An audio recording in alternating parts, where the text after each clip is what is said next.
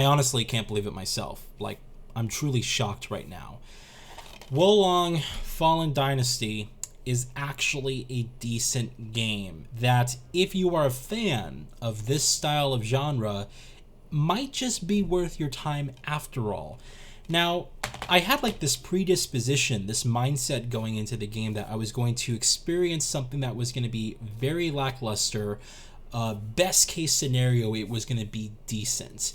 And I was not expecting myself to really enjoy the game significantly. I was expecting it just to be a kind of a cash grab experience. And, there's a reason behind that I'll get to in just a bit. But basically, this game is actually pretty good. And I think it's the developer's best game since the original Neo, which is saying something. So in this review, I'm going to talk about all the points that basically I enjoyed about this game, all the different things I feel that made it more of one of the more standout experiences, and why it may just be worth your time, at least if you really like this genre of games.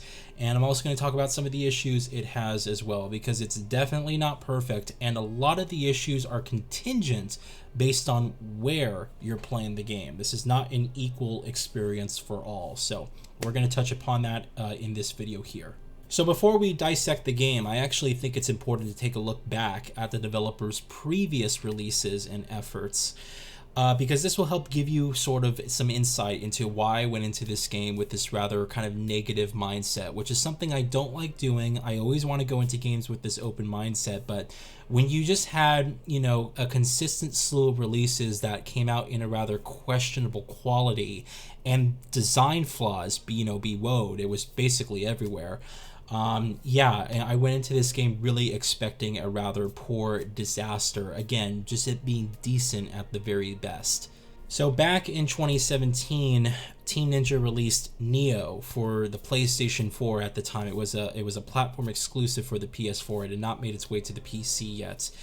And I played the game at launch, and I don't think I actually did any video coverage of it at the time. That was basically right at the start when things were kind of getting difficult for me personally, and I was focusing less on YouTube and stuff like that. But I really enjoyed the game. I played it from start to finish, beat the entire game, and it was a very difficult experience.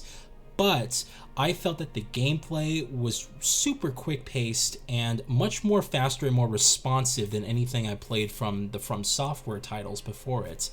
And it was character-focused. You had a main character. You actually had a story that the game was telling. The graphics at the time were rather decent. I felt and still feel to this day that the original Neo is a rather excellent game. And that game actually came out, and, it had some development issues along the way, but, it almost didn't release. It was in development for a very long time, and it came out in a rather, pretty decent state at the time. So I was really looking forward to the rest of Team Ninja's titles, and it took them about 3 years later to release Neo 2 across the PS4. When I played Neo 2, I was very, very disappointed. To me, Neo 2 felt like everything that the original Neo was, except significantly less interesting. It completely went away with the main character. It was a prequel to the original game in terms of its narrative, but dealt more with the mythological side and, the more fantasy element of things. I felt that the gameplay was more of this copy and paste formulaic approach with just more added on top of it. More weapons, more powers, more abilities, but nothing in the way of quality or significant improvements to the design to make it more of a standout experience, at least from the first game when compared to the first game. Now, I know a lot of people love Neo 2, and I think I'm probably in the minority of people who probably don't enjoy the game, but for me, I actually found the game so challenging, and I didn't quit on it because of the challenge. It was just the fact that I didn't feel like I was getting much of anything out of the game. I felt like I was playing a much significantly less interesting version of the original Neo, just without everything that I even loved about the first game. So I actually quit on the game. I actually never beat the game. It stands as one of the very few games that I actually never finished. But only 2 years later, the developers would return and release one of the most memeable games on the internet, Strangers of Paradise Final Fantasy Origin. This was a prequel to the original Final Fantasy 1, kind of announced out of nowhere and came out in this really, really poor state. Not only did they reuse assets from Neo, like literally rip the same exact animations, the same exact menus. The game had this really questionable story that it was telling. It kind of jumped all over the place, and it had graphics that didn't even look like they belonged on like the PS3 era, like really, really bad graphics. Now, I played the game months later after its release, and I actually reviewed the game for you guys last year, and I said that I had fun with the game, and I still stand by it, that I was able to enjoy the game for what it did well and enjoying the combat. And by that time, the game was patched already. All of the quality issues were resolved. The graphics were actually even improved. And, the game was a rather decent experience, and I was able to have fun with the combat and just sort of, not take the story seriously and just enjoy it for what it is. So I actually had a decent time with Strangers of Paradise. But again, when I played the demo and the beta and the alpha and all that leading up to the release, I couldn't believe that the game was going to come out in the state that it did. And of course, by now, when I mention that game, everyone calls it the Chaos game, because that's all the developer was uttering, or the character was uttering. And, again, it came out in this rather poor quality state. So, needless to say, when I took a look at the prior two entries that I really just had issues with, one was design, the other one was the quality. I was really not expecting Wo Long to release in any way of a decent state. As far as the quality goes, I was expecting it to be rather buggy at launch. And I played the demo leading up to its release. I think there was a beta for this game that I did actually have access to, but I played basically the pre-release stuff leading up to the game's release. And to me, it felt like something that had slightly more effort put into it, but was still not quite there. It was going to release again in a questionable quality. Now that I played Wo Long, and at this point, I think it's not even like a month after release, or I think it might just be about a month since its release.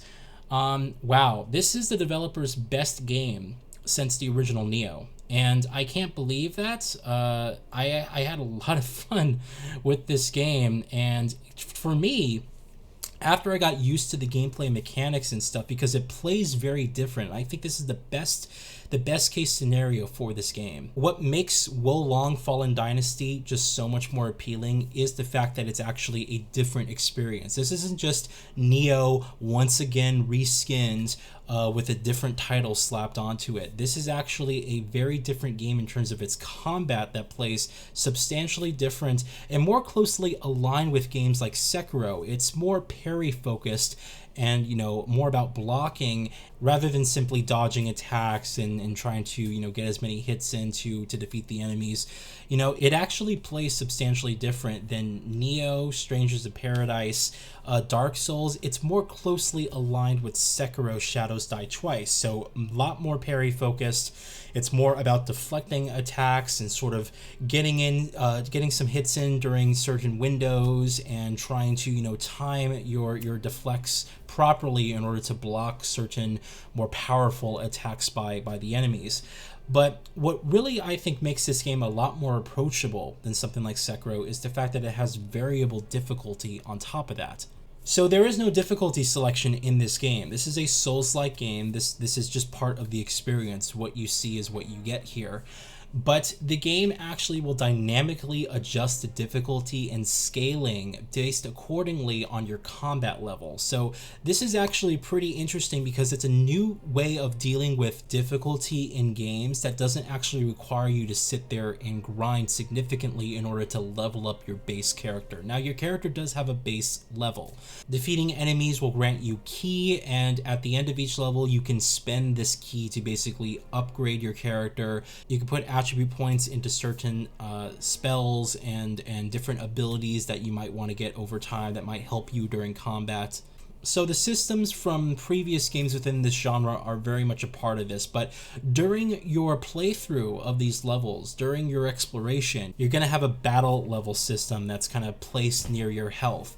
And this battle level system will determine, based on how well you stay alive and how fast you defeat enemies, how quick you are to parry attacks, it all basically grants you more or less battle experience. So let's say you enter a room and you see a giant enemy that has like a battle rank of 10, let's just say, and your battle rank is somewhere around 5. So you're about half of the ranking of this particular enemy. Now, this might be an enemy that you encountered many times before, and you might be well familiar with his attack patterns, his style, you know exactly when to parry and block, and what type of moves he's going to do, special moves and whatnot. But because this enemy is ranked higher than you on the battle system, if he gets a hit in, he's going to do significantly more damage to you than he would do if he was just normally on the same ranking as you. And if you get hits in with this enemy, you're actually going to do less damage to this enemy because he's much more of a higher rank than you are. Now, let's say you want to increase this rank prior to you taking on this enemy. Well, you can go fight other level, 4, 5, even less than that, 3, 2, or 1s, and even a couple stages higher, let's say 6s and 7s. You can fight other enemies that are ranked around your level. And you can gain experience because each time that you defeat an enemy, basically, you gain a battle rank system. It basically increases your experience and you get higher numbers this way. You can go back to that enemy, that level 10 enemy, and let's say your battle rank is like 13 or 14 now. You'll do significantly more damage. You might defeat him just with a backstab, even though this enemy is the same exact enemy who's been in this room. He's been the same exact ranking of 10. Because you went out and got more of an experience with combat, you've ranked up with your battle system, you're now doing significantly more damage to enemies. And this counts for bosses as well. This is why this system is the exact reason why this game is so much more accessible to, I think, a wider variety of audiences than just a typical game of this style, because it basically allows you to make the game easier or harder depending on your playstyle and how exactly you play these games. So if you're someone who likes to explore the levels and you want to collect everything and defeat all the enemies, you might enter a boss with like a battle rank of like 23 and he might be 18, let's just say. This boss will be significantly easier to the point where you'll be doing a lot more damage, you'll be taking a lot less damage, and the whole fight might be over in a matter of 2-3 minutes, versus if you are ranked significantly under him, you're barely doing damage. You have to really be on your toes as he's doing special attacks. If you get hit once, he's like taking off your health almost completely. It's this really unique system that I haven't seen in any other game. At least to my knowledge, it doesn't exist in any other game. Hopefully someone can correct me if I'm wrong, but it's inherent to the difficulty of this game, and it makes this game not only just so much more accessible, but a lot more enjoyable too, because as you play through the game, you'll be inclined, as you're ranking up within the levels, to take on more risks, to take on more large enemies, because you'll know that you can survive a lot more hits from them, even though they might be a very fast or difficult foe to actually battle. You'll be able to do more damage to them. You'll take less damage from them because you're a higher ranking. It actually encourages you to go out and to try and actually play the game and grind a little bit. You'll gain more experience. And on the flip side as well, it actually gives you more of a cautious approach to combat, because you might enter a room and there's like a lot more of a higher ranking with enemies, and let's just say that you're very underleveled. You might have to sneak your way through, backstab a couple of enemies, try to go to the previous areas and just spend a couple minutes taking out some lower level enemies so you can increase your ranking. It's a very, very, very good system, and I actually think it's inherent to the enjoyment of this experience. There was a number of times where I went into boss fights and they were over in like less than 5 minutes, because my rank was substantially higher. My battle rank was substantially higher than theirs was, and I was doing so much more damage. There was a boss I was fighting that had it was like 2 against 1, right? Two enemies, 2 main bosses against me. And it wasn't even like that much of a challenge because their rank was so much lower than mine was. I was able to just chip away at their health like it was nothing. And once I got used to, their attack patterns, I was actually, trying to learn along the way, right? So you're getting hit, but you're taking less damage.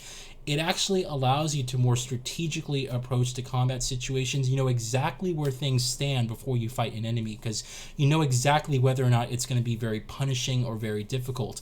And just to be clear, when you die, you don't lose all of your rankings. It's not like you start from zero and you have to go through the whole process again. As you're going through the game, very similar to how bonfires work in the Dark Souls, you come across flagpoles, and you have to put up these flagpoles and basically claim territory, if you will. That's kind of what the character's doing. And the more territory that you claim, the more ranking. They call it a morale system, so it boosts morale basically. And this means that, let's just say, if you die and you're like level 23, like a rank of 23, you might have, basically took over most of the area to the point where it only puts you down to rank 18. And so it kind of encourages you to explore the levels, because you don't want to lose your ranking. You might die when you're fighting the boss. The boss might be very difficult, or might have a certain attack pattern or style that is very, hard to sort of master, and you have to really kind of get used to what you're seeing.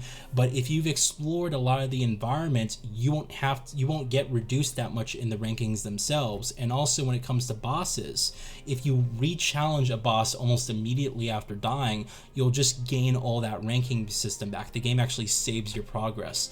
So the systems that are in place here make this game so much more of an approachable title, and actually a much more enjoyable title. It still has the challenge, but very few times when I was playing this game, I was actually getting very frustrated by the pure challenge of the enemies I was facing.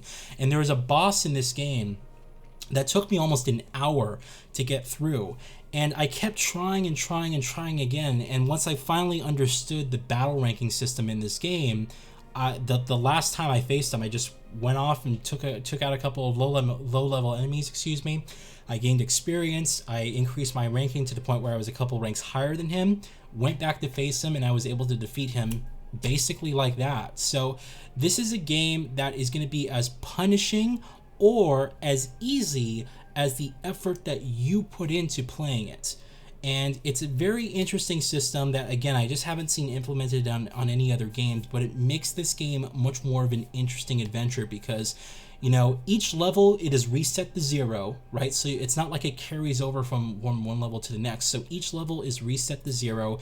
An enemy that might kill you who's lower ranked than you will get increased in that ranking. And if he kills you again, basically, however many times he kills you is, depending on when you actually kill him, you might not gain all those rankings back. So it's kind of like a gamble, but it's done in this very, I just think, this very careful and deliberate way, in a way that allows this game to just be a lot more playable, a lot less frustrating, and in a way a lot more rewarding to you if you actually like to explore these levels and play the game how it's kind of meant to be played.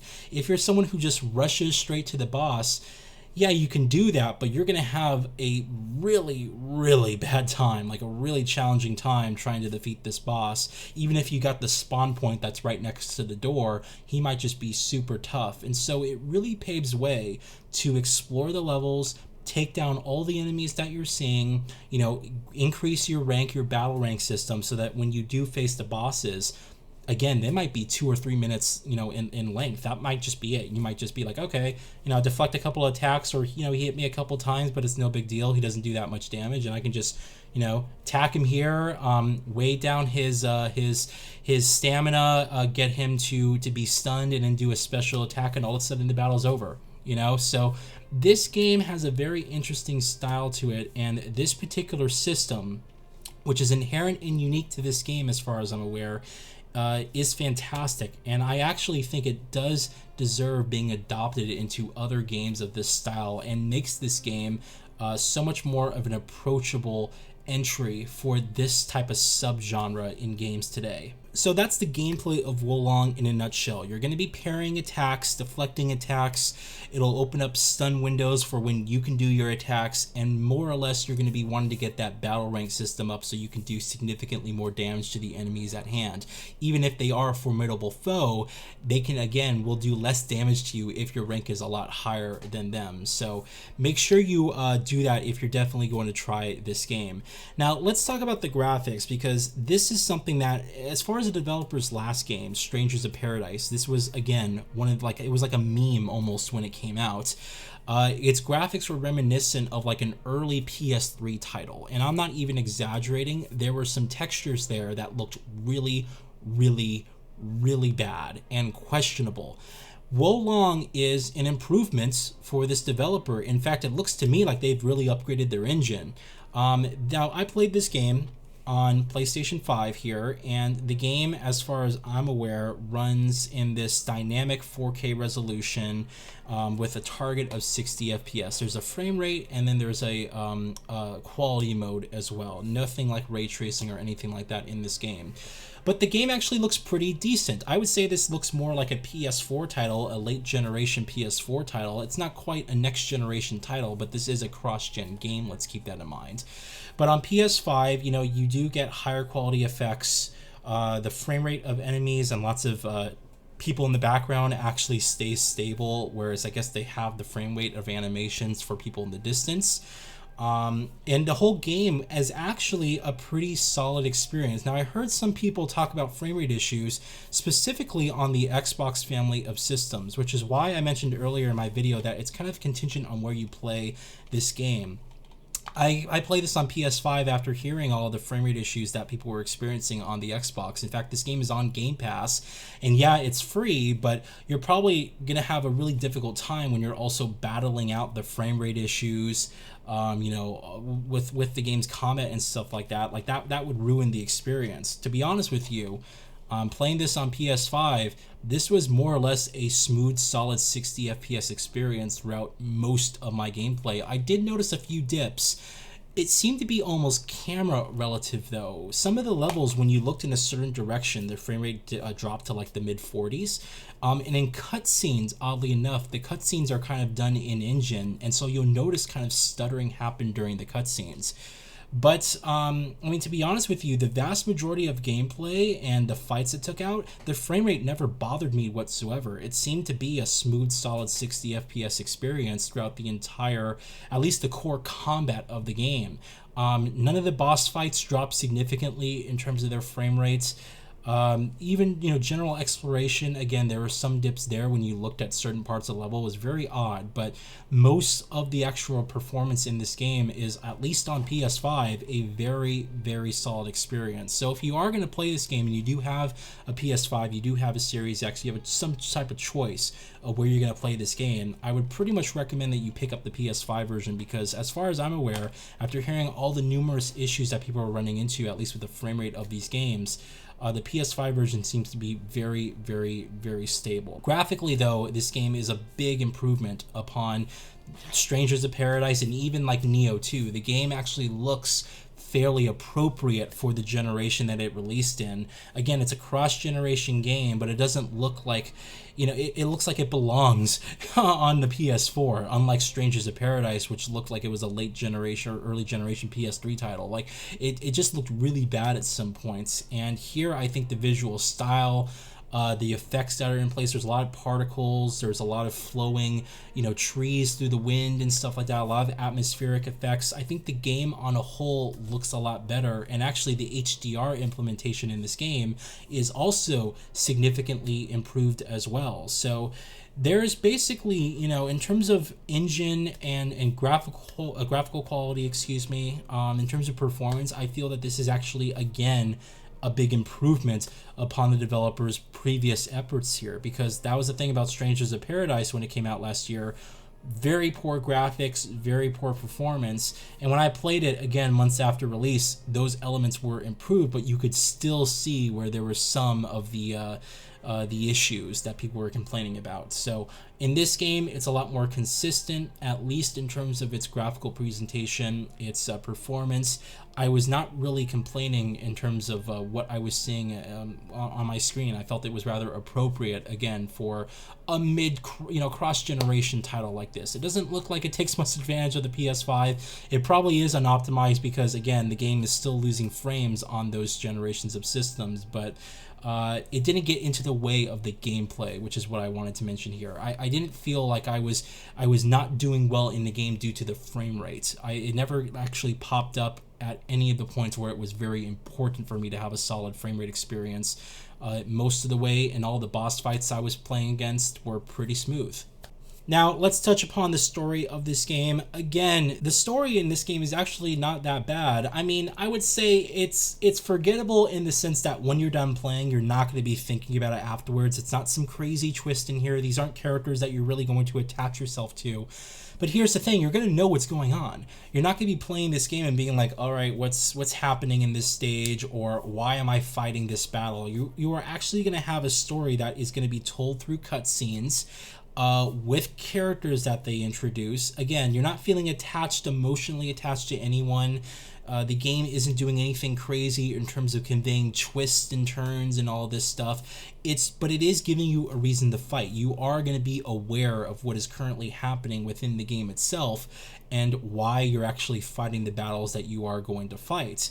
And again, with it dealing with a more Chinese, mythology and that sort of twist on things, we haven't really seen a lot of games kind of tackle that element of history and culture. And for that reason alone, I think that Wolong is a little bit of a more interesting adventure. Now, here's the thing, and I'll get into this more with the negatives. You do visit some locations in the game, and there is a decent variety in terms of the art direction and the style of the locations that you'll visit. But honestly, most of the locations are rather forgettable. There's nothing in the way here that's very unique. There's only like a handful of levels, maybe like 2 or 3 tops, that I was like, wow, this is actually a really cool location for the game. Most of them come across as rather samey, rather boring in terms of their visual design, and don't convey any real emotion. But, for the most part, about the narrative, you're going to have cutscenes in here.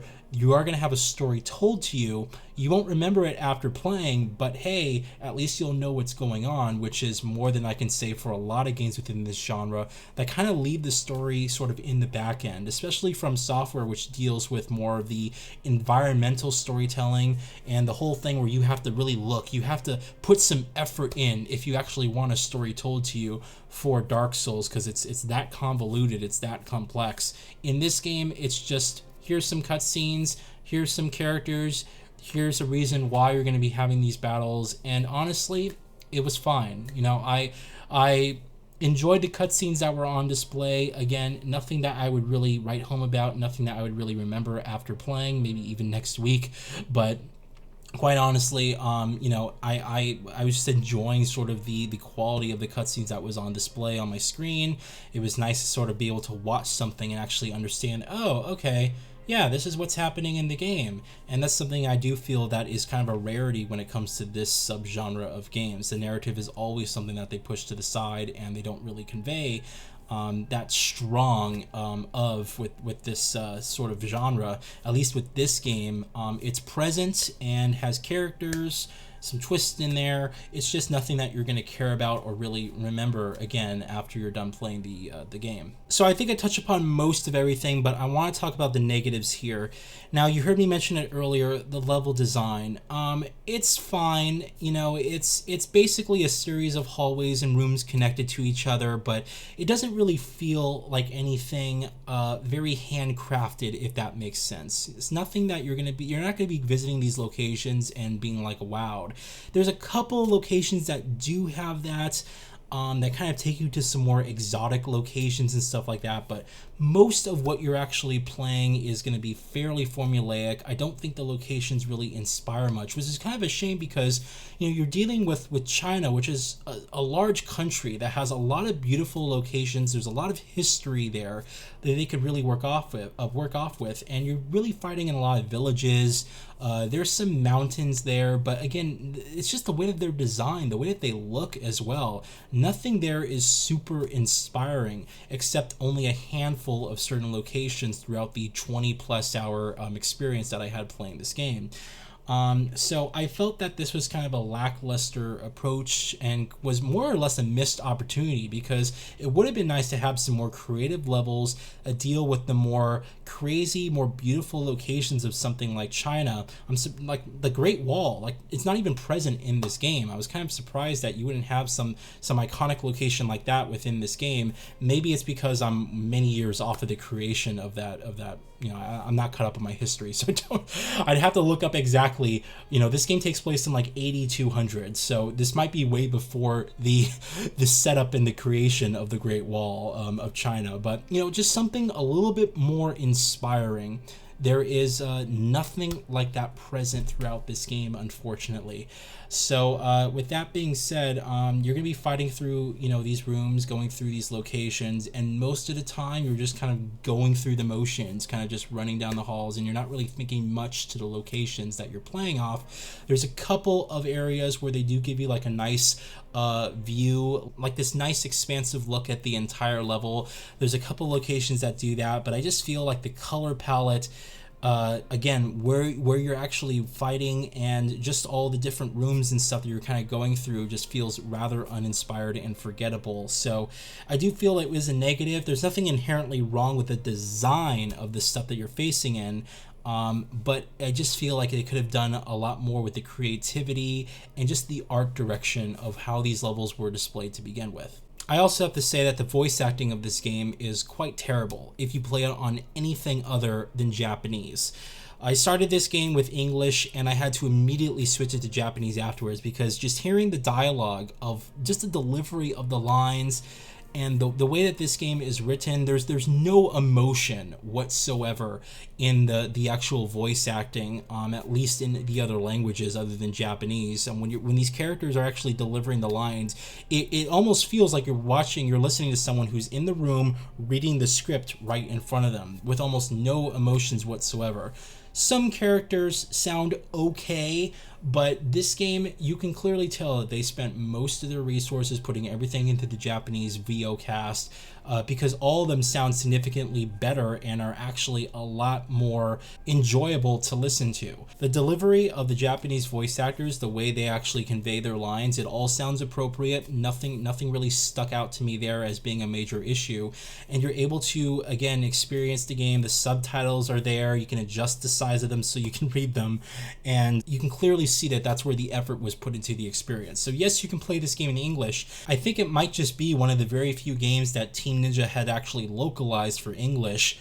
But Strangers of Paradise was funny because the writing was terrible in that game. The voice acting, like they were making do with what they were given.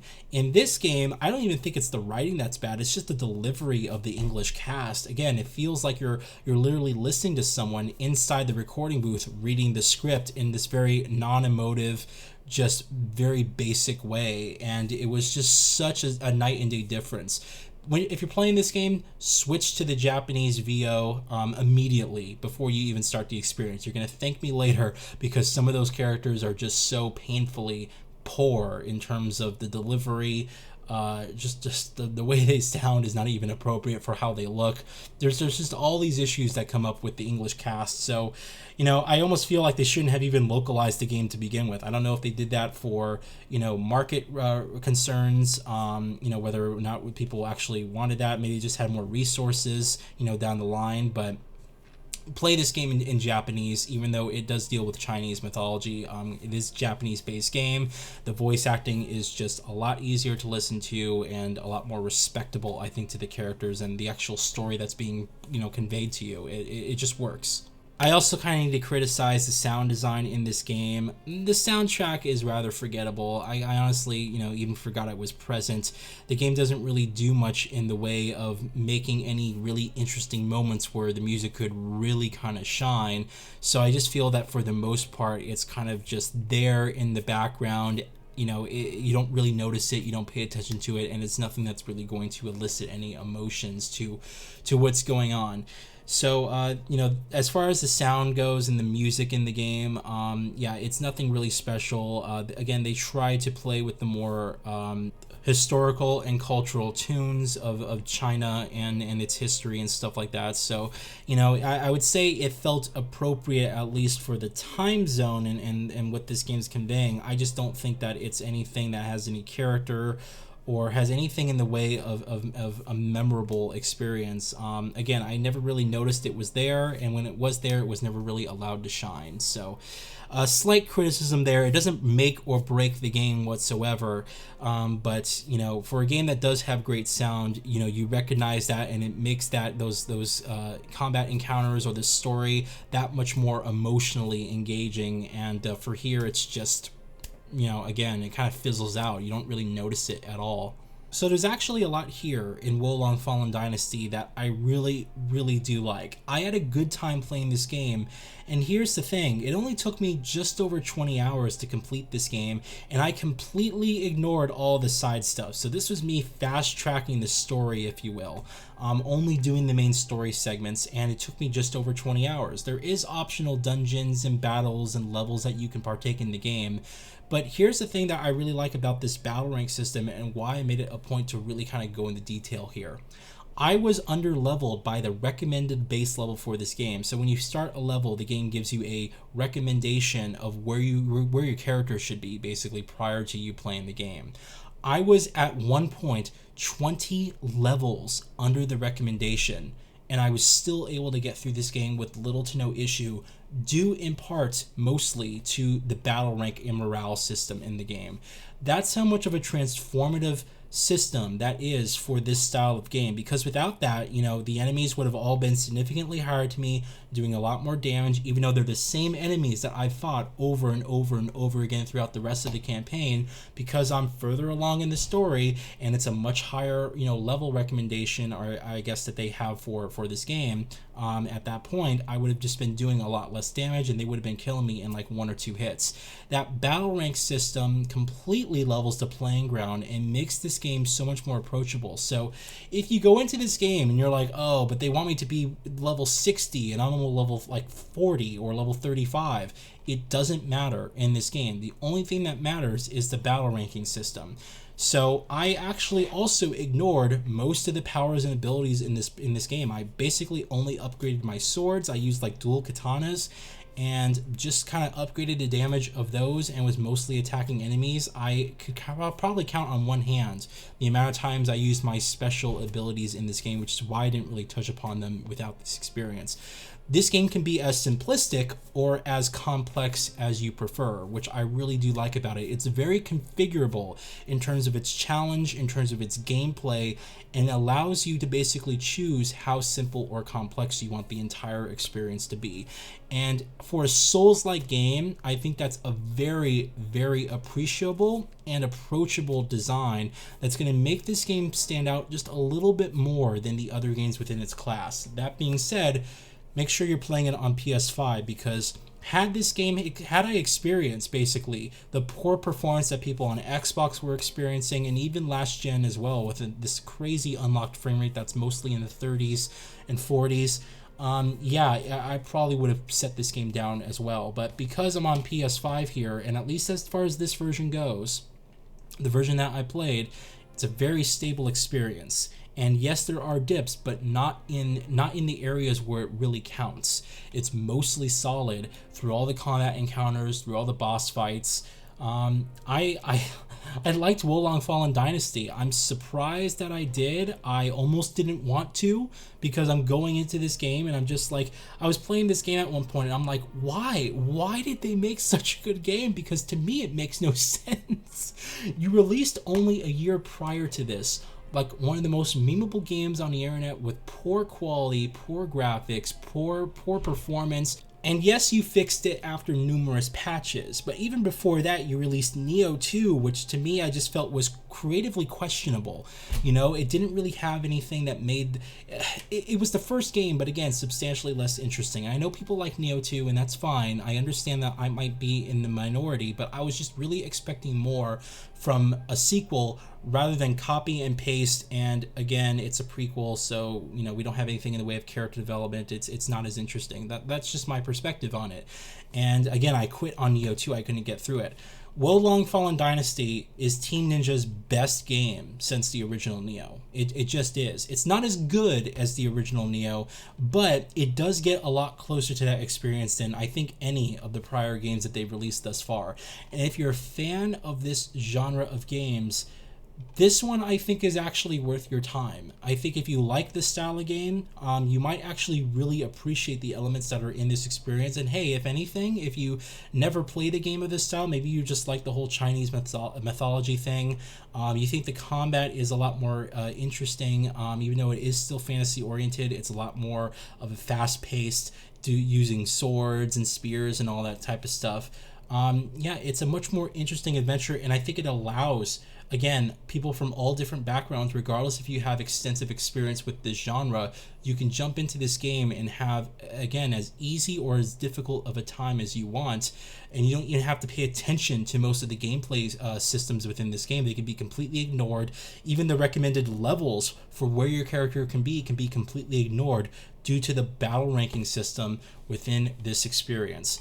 So Wolong Fallen Dynasty is a good game. I would recommend it if you're a fan, again, of the genre. And, you know, hey, if it's on like the bargain bin somewhere, like $20-$30, and you're just like, I might want to check this out, I actually would recommend it at that point. It's a pretty decent experience. You can get at least like 22 hours out of the game if you just want to do this story alone. And there's a lot more that the game has to offer from just side objectives and side locations and stuff like that. So that being said, strange of me to say, but I think Wolong Fallen Dynasty is a good game. I do. I was not expecting that. I was expecting, again, to make this video and just trash talk the game because of the prior entries and releases that these developers had put out. But they have a solid one here. They have a solid one, and I do think this could potentially be a new franchise, so long as they don't screw it up. If they don't do the copy-paste stuff, if they don't do what they did with Neo 2, again, and just make a substantially less interesting game, is if they just keep improving on the formula, and maybe the battle rank system could be involved in other projects of theirs.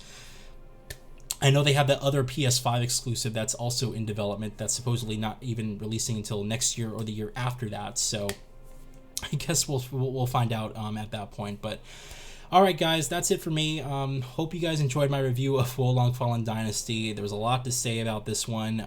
Again, I was very surprised, and if you guys played the game, let me know what you think, and also let me know where you played the game exactly. I would like to know if you guys didn't like the game. Is it because you played it on Game Pass and you just had performance issues, or was it somewhere else? For you guys on PS5, what did you think of the game as well? Alright, talk to you guys later. Have a good one.